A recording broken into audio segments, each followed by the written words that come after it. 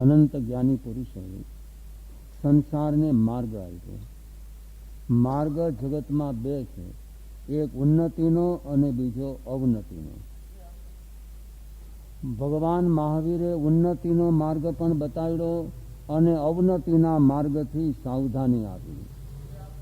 સોચા જાણાઈ કલ્યાણમ, સોચા જાણાઈ પાવગમ, ઉભયંપી જાણાઈ સોચા જમ સેયમ તમ સમાયરે. હવે એક છે કલ્યાણનો માર્ગ અને બીજો છે અકલ્યાણનો માર્ગ. કલ્યાણના માર્ગે જેને ગતિ કરી એ બધાય શાંતિ પામી ગયા. અકલ્યાણને માર્ગે ગયા એ બધાય સંતાપથી ઘેરાઈ ગયા. હવે આપણે સંતાપથી ઘેરાવું નથી, પણ શાંતિના સાગરને પામી જવો છે. શાંતિના સાગરને પામવા માટે આપણે જે શ્રી સ્થાનાંગ સૂત્રના અધિકારનો પ્રારંભ કર્યો છે એમાં ભગવાન આગળ વધીને ફરમાવે છે, એગે ધમ્મે એગે અધમ્મે. ધર્મ પણ એક પ્રકારનો અને અધર્મ પણ એક પ્રકારનો. આમ તો જગતમાં ધર્મ ઘણા છે, અનેક મતાંતર અને પરંપરાઓ ચાલે છે, પણ આમાં સાચો ધર્મ કોનું નામ? ભગવાન મહાવીરે એક શબ્દમાં સમાધાન ફરમાયું કે વથ્થુ સહાવો ધમ્મો. આત્માનો જે અસલ સ્વભાવ એનું નામ ધર્મ. ઊંડા પાણીમાં તમે પડો, પણ જો તમે દેહભાન ભૂલી જાઓ ને તો તમે ડૂબો નહીં. માણસ બુડે છે શું કામ? મર્યો હું મર્યો હું મર્યો. શરીરને પોતાનું માને છે, શરીરને પોતાનું માને છે એટલે ડૂબે છે. એકદમ તમારો શ્વાસ તમે હળવો કરી નાખો, એકદમ શ્વાસ હળવો કરી નાખો, તદ્દન શરીર ઢીલું કરી નાખો. જેમ પલંગ ઉપર તમે સૂતાવો એમ સમુદ્ર ઉપર પણ આરામથી તમે શયન કરી શકો છો. તો આત્માનો સ્વભાવ શું છે કે બંધનોથી છૂટવાનો. શરીર ઉપરમાં રાગનું બંધન સ્વીકાર્યું છે, સંયોગોની ઉપરમાં રાગનું બંધન સ્વીકાર્યું છે, અને જ્યાં રાગ આવ્યો ત્યાં દ્વેષ તો અવશ્ય હાજર થવાનો જ છે. જ્યાં આકર્ષણ હોય ત્યાં ઘર્ષણ તો થવાનું જ છે. એક તરફ તમારું આકર્ષણ થયું એટલે બીજી તરફ સંઘર્ષ શરૂ થઈ ગયું છે. હવે ધર્મ કોનું નામ? મહાવીરે કીધું કે વથ્થુ સહાવો ધમ્મો. વસ્તુનો સ્વભાવ એટલે કે આત્માનો સ્વભાવ એનું નામ ધર્મ. તો આત્માનો સ્વભાવ શું? તો ભગવાને જવાબ દીધો, અહિંસા સંજમો તવો ધમ્મો મંગલ મુકિઠમ. અહિંસા સંજમો અને તવો. અહિંસા એટલે કોઈની ઉપરમાં પણ તમે કદી પણ આક્રમક બનો નહીં. હુમલા હુલ્લડ ક્યાંય તમે મચાવો નહીં. સંયમ એટલે કોઈ તમારી ઉપરમાં હુમલો મચાવે, આક્રમણ કરે તો સંયમ. અને એ બધાને ક્ષમતા ભાવપૂર્વક સહન કરી લેવું એનું નામ તપ. અહિંસા સંજમો તવો. અહિંસા સંયમ અને તપ એ ત્રણ ગુણ શેના છે? આત્માના સ્વાભાવિક ગુણો છે. એ ગુણ ક્યાંય ખરીદ કરવા જવા પડે તેમ નથી. સ્વાભાવિક ગુણો જીવનમાં તમે કેળવો. આજની આ દુનિયાએ ક્રિયાઓની જ અંદરમાં ધર્મને સંકેલી લીધો છે. જ્યારે રાજગ્રહીની ધરતી ઉપર મહારાજ શ્રેણિકનું રાજ્ય તપી રહ્યું હતું. મહારાજ શ્રેણિક 500 મંત્રીઓ હતા અને એની ઉપર અભયકુમાર મહામંત્રી હતા. રાજ્ય વિચારણાની સાથે સાથે ક્યારેક ધર્મ વિચારણા પણ કરતા. એકવાર મહારાજ શ્રેણિકે સભાને સવાલ પૂછ્યો, એના બોલો ધાર્મિક કોનું નામ કહેવાય? મહારાજ શ્રેણિકનો શું સવાલ હતો કે ધાર્મિક માણસ કોનું નામ કહેવાય? ત્યારે એક જણ બોલ્યો કે જે રોજ ચોવિયાર કરતો હોય એને ધાર્મિક કહેવાનું. ઠીક, હેઠો બેસી ગયા. બીજો ઊભો થયો, આઠમ પાખી લીલોતરી ન ખાતો એ જ ધાર્મિક કહેવાય. હેઠો બેસી ગયા. એક જણ કે કંદમૂળ ન ખાતો હોય તો ધાર્મિક કહેવાય. એક પહેલવાન ઊભો થયો કે જે રોજ સામાય કરતો હોય તો જ ધાર્મિક કહેવાય, નહીતર ન કહેવાય. હેઠો બેસી ગયા. સૌ પોતપોતાની રીતથી વ્યાખ્યાઓ કરવા માંડ્યા. કોઈ કે આમ કરવું જોઈએ, પોસો કરવો જોઈએ, કોઈ કે સામાયિક નહીં, કોઈ કે ચોવિયાર નહીં, કોઈ કે લીલોતરીનો ત્યાગ સંપૂર્ણ કરી દે તો ધાર્મિક કહેવાય. મારા શ્રેણિકનું માથું દુખવા માંડ્યું. અભય કુમારને ઊભા કર્યા. બોલો અભય કુમાર. અભય કુમાર કહે કે આ બધી ગાંડાની જમાત ભેગી થઈ, અત્યારે જવાબ દેવામાં કાંઈ મજા નહીં આવે. મારા શ્રેણિકને કીધું કે સાહેબ, આપના સવાલનો જવાબ કાલે હું આપને આપી દઈશ. કાંઈ વાંધો નહીં, 24 કલાકનો વાયદો પડી ગયો. હવે એ તો મહામંત્રી હતા, એને તો હુકમ કરવાનો અધિકાર હતો. આખી રાજગ્રહી નગરીને હુકમ છોડી દીધો કે નાના મોટા તમામ ગામની બહાર સૌ કોઈએ પણ જવાનું છે. શું કામ એ કાંઈ બતાવ્યું નહીં, કારણ કશું જ ન બતાવ્યું, પણ તમામે ગામની બહાર ઉજાણી કરવા માટે જવાનું છે. ગામની બહાર 2 મોટા મોટા રાજમહેલો હતા. એકને સાવ કાળો રંગી નાખ્યો ને એકને સાવ ધોળો રંગી નાખ્યો. મોટા મોટા અક્ષરથી લખ્યું ધોળા ભીમા ધોળા રાજમહેલ ઉપર કે ધર્મી જીવોનો અહીંયા પ્રવેશ, અને કાળા ઉપર હું લખી નાખ્યું અધર્મી જીવોનો અહીંયા પ્રવેશ. ઓલા ગામમાંથી ટોળા નીકળી પડ્યા. આમામ જુએ છે તો બધા ક્યાં મેલમાં ઘરે? ધાર્મિકમાં સફેદ મેલમાં જ ઘરે ને. અંદર હલવાણા એટલે કેવા હલવાણા, મુંબઈની ટ્રેનોની અંદરમાં જેમ હલવાય છે ને એમ. એકવાર અમે વિહાર કરતા હતા મુંબઈમાં, તો ફાટક આવ્યું એટલે જરાક અમે ઊભા રહ્યા.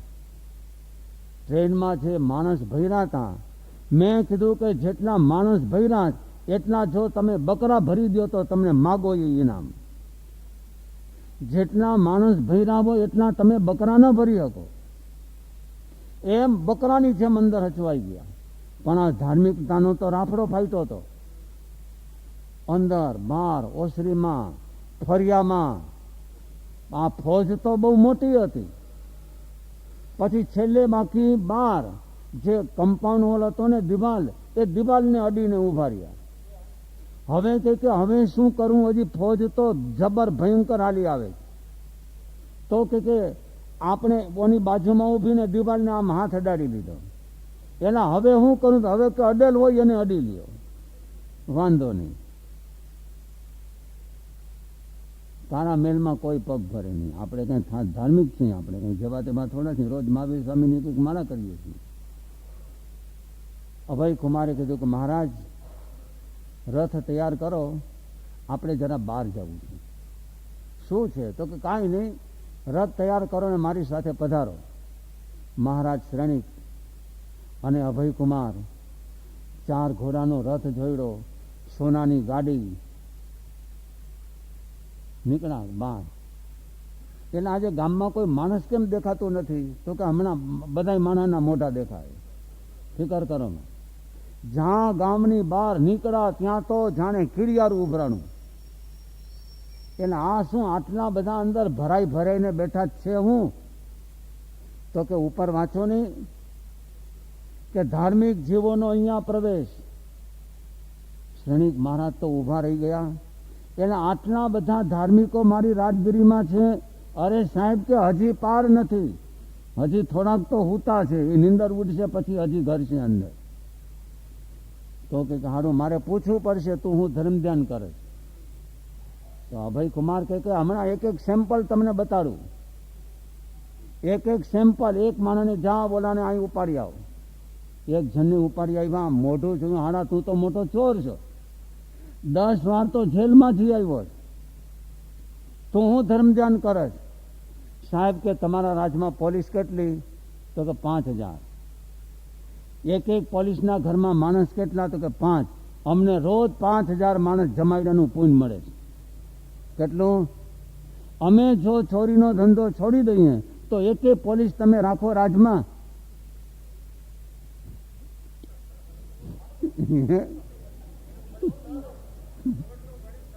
હા,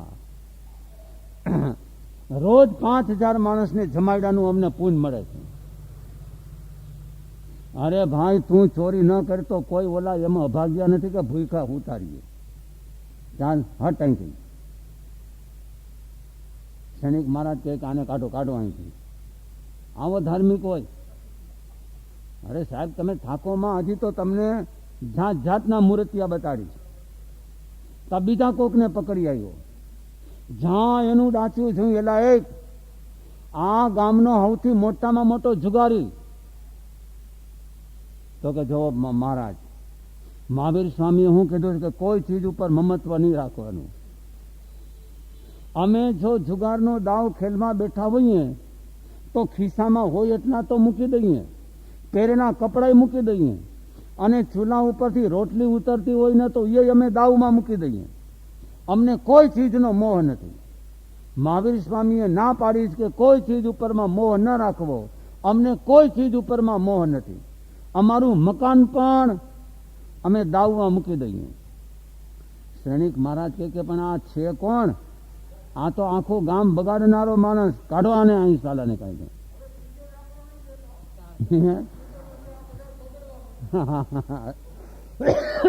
જો તો ખરા, હજી આગળ તો સાંભળો.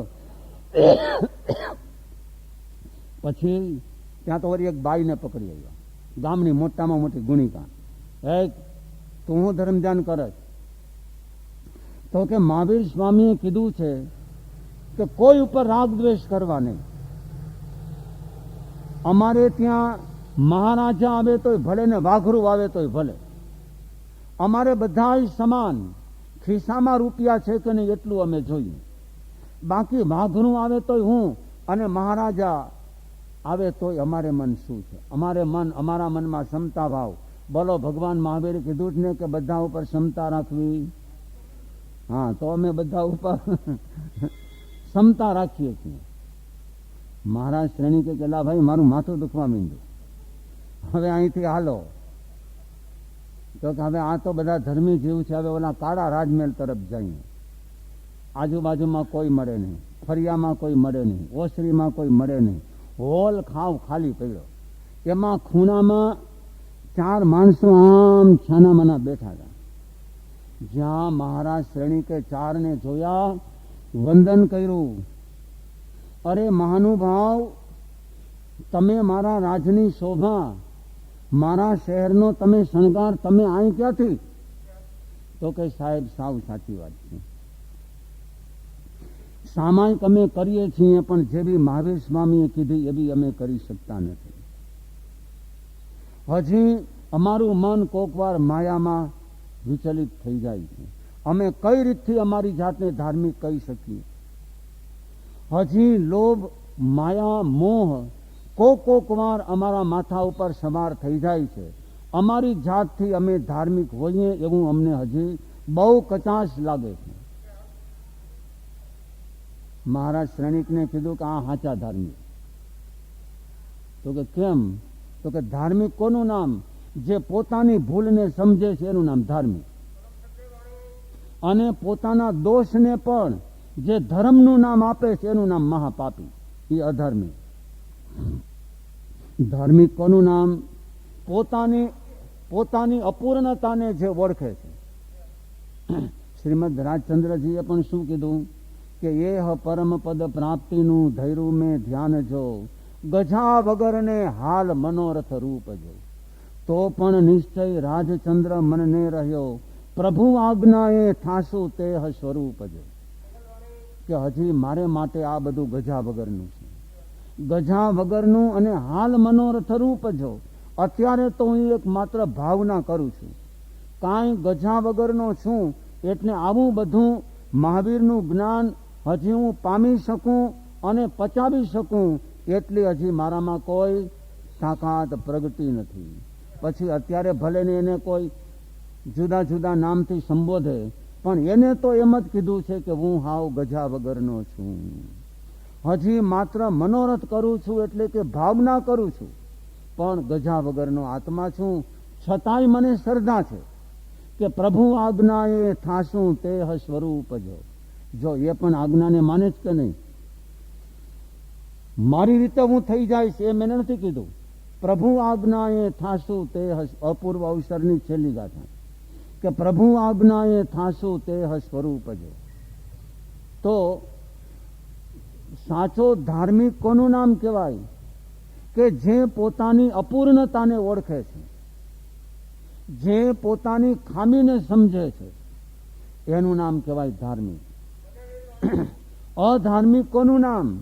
કે પોતાના દોષને, પોતાના પાપને ઢાંકવા માટે અને પોતાના પાપને છુપાવવા માટે ધાર્મિકતાનું લેબલ લગાડતો હોય છે. તો ભગવાન મહાવીરે આ જગતને શું સમજાયું? એગે ધમ્મે એગે અધમ્મે. વથો સહાવો ધમ્મો. આત્માનો જે સ્વભાવ એનું નામ ધર્મ.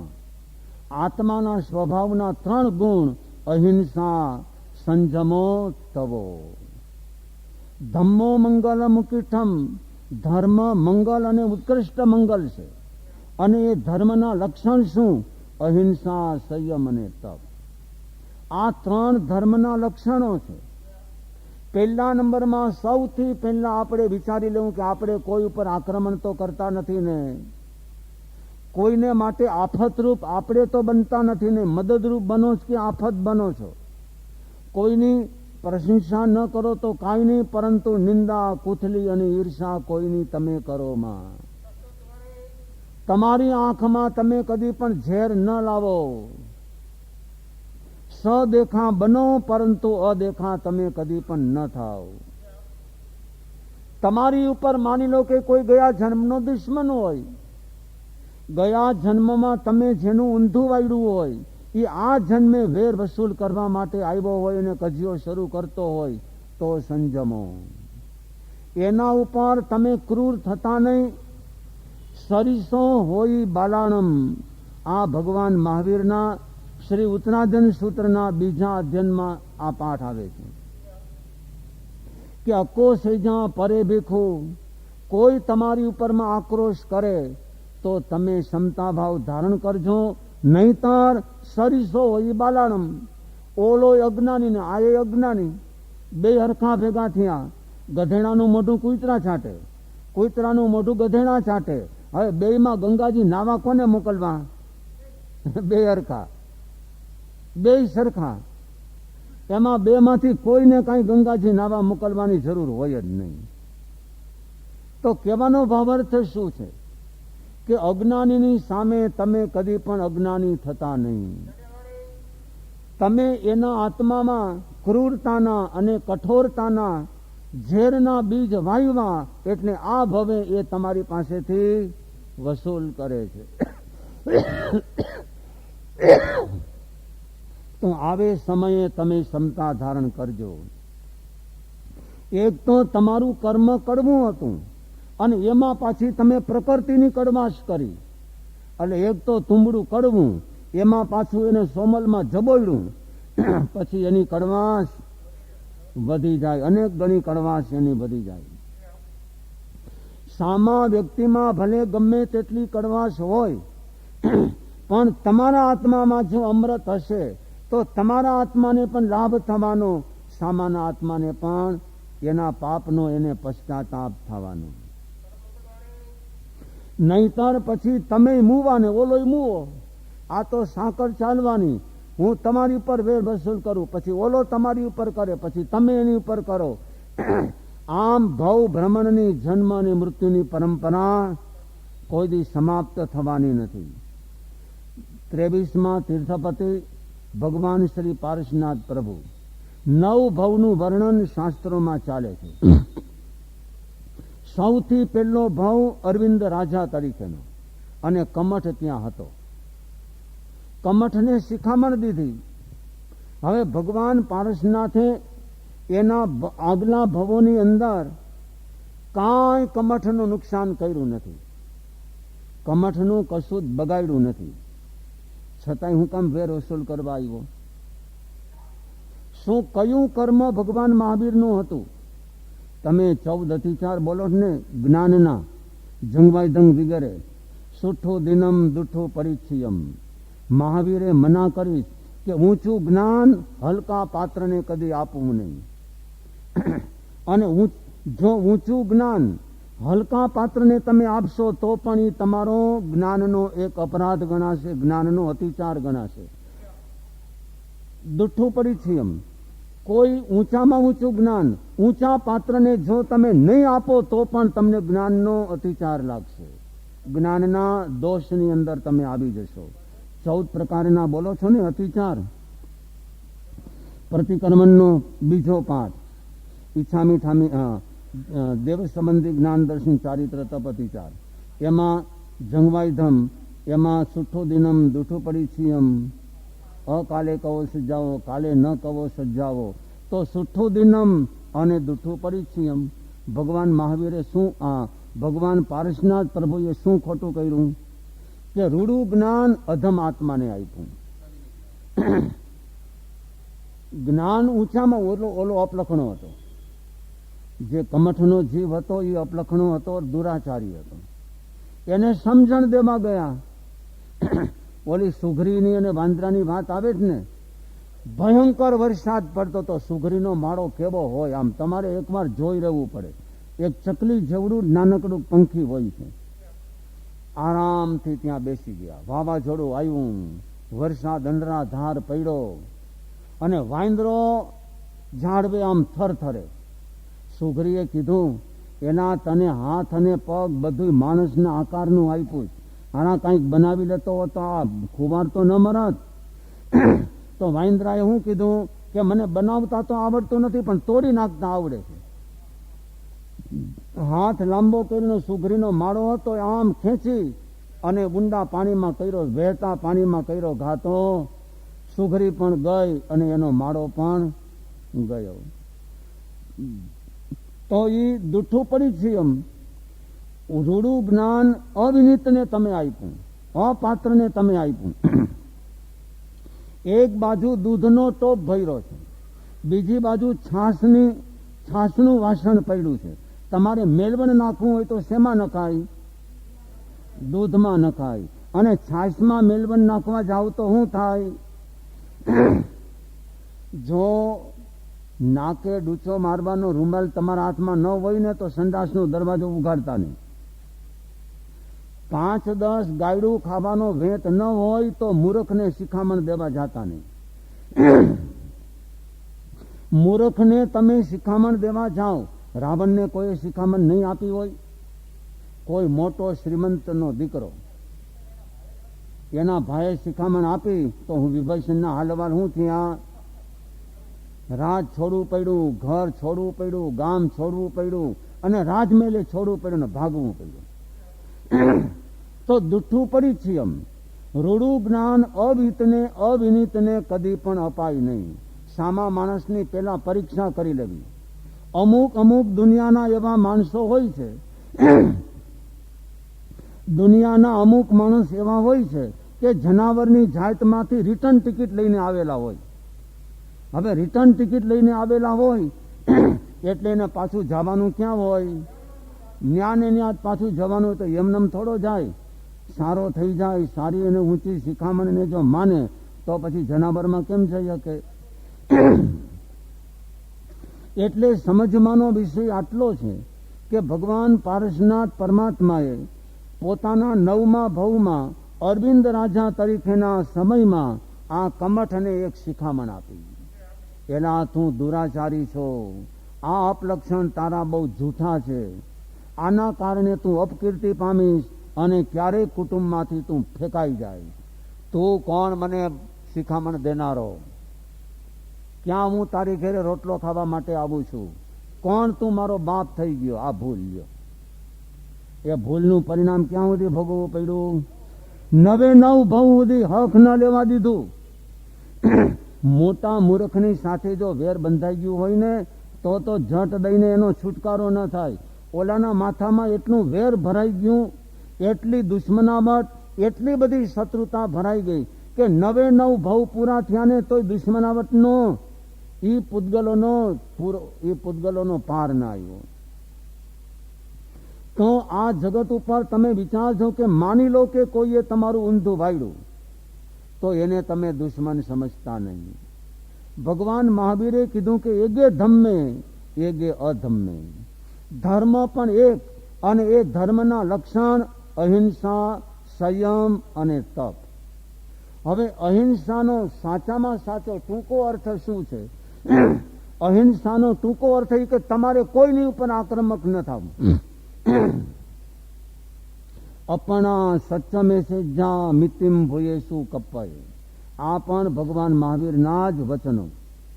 મહાવીરે એમ કીધું કે દરેકે દરેક સંજોગોમાં તમે તમારું સત્ય જોજો, કોઈનું અસત્ય તમે જોવા જાતા નહીં, નહીતર ઓલો તો ડૂબો એની આરે તમે પણ ડૂબી જવાના. તમે તમારું સત્ય તમે જોજો કે આને મારું ઊંધું વાળ્યું હું કામ, કારણ વગર, કે ગયા ભવમાં મેં એનું ઊંધું વાળ્યું હતું. કારણ વગર કોઈ કાર્ય ન થઈ શકે. તો ગયા ભવમાં મેં એનું ઊંધું વાળ્યું એટલે આ ભવમાં એને મારું ઊંધું વાળ્યું. તો એમાં દોષ તમારો કે દોષ એનો? પોતાનું કરેલું પોતાને ભોગવવું પડ્યું. તો એમાં તમે તમારો દોષ જોજો, સામાનો દોષ તમે જોતા નહીં. સંસાર આધિ, વ્યાધિ અને ઉપાધિથી ભરેલો છે. એ સંસારમાંથી જો તમારે બહાર નીકળવું હોય, જો તમે દુઃખી થવાનો નિર્ણય કર્યો હોય તો બધાને ગુનેગાર માની ના કરો. આને મારું બગાડ્યું, આને મારી ચારી ચુગલી કરી, આને મારી ઈર્ષા કરી, આને મારું આ કર્યું, આને મારું તે કર્યું. જો દુઃખી થવાનો તમે નિર્ણય કર્યો હોય તો આ પ્રમાણે ચૂથાણા બેડા કર્યા કરો. અને જો નિર્ણય કરો કે મારે સુખી થવું છે તો મહાવીર કહે છે કે પહેલો સિદ્ધાંત અહિંસાનો. અહિંસા સંજમો તવો. કોઈને ગુનેગાર માનો નહીં. કાંઈ કીડીને બચાવવી એનું નામ જ ધર્મ નથી, એનું નામ જ અહિંસા નથી. આ તો પાણી ગળીને પીવીને લોહી એમને ગળ્યા વગર પી જાય તો એ કાંઈ અહિંસા નથી. આ આપણી વાણિયાની અહિંસા કોથમીર અને મરચામાં જ હમાઈ ગઈ.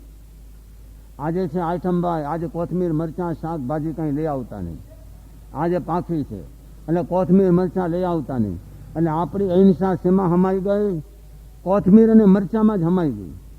પણ આપણે કાંઈ કોથમીર મરચાં પૂરતી અહિંસાની વાતો નથી કરવી. આ જગતના કોઈ પણ જીવોની ઉપરમાં તમે કદી પણ દ્વેષ, ઈર્ષા કે અદેખાઈ કરતા નહીં. કોઈ જગ્યા ઉપર તમે તમારા હકની જમાવટ કરવા માટે હુલ્લડ તમે કદી પણ કરતા નહીં. હવે એગે ધમ્મે કોનું નામ કહેવાય અને એનો વિશેષ શું અર્થ, એના ભાવભેદ, અધિકાર, અવસરે બોલો ભગવાન મહાવીર સ્વામી કી જય.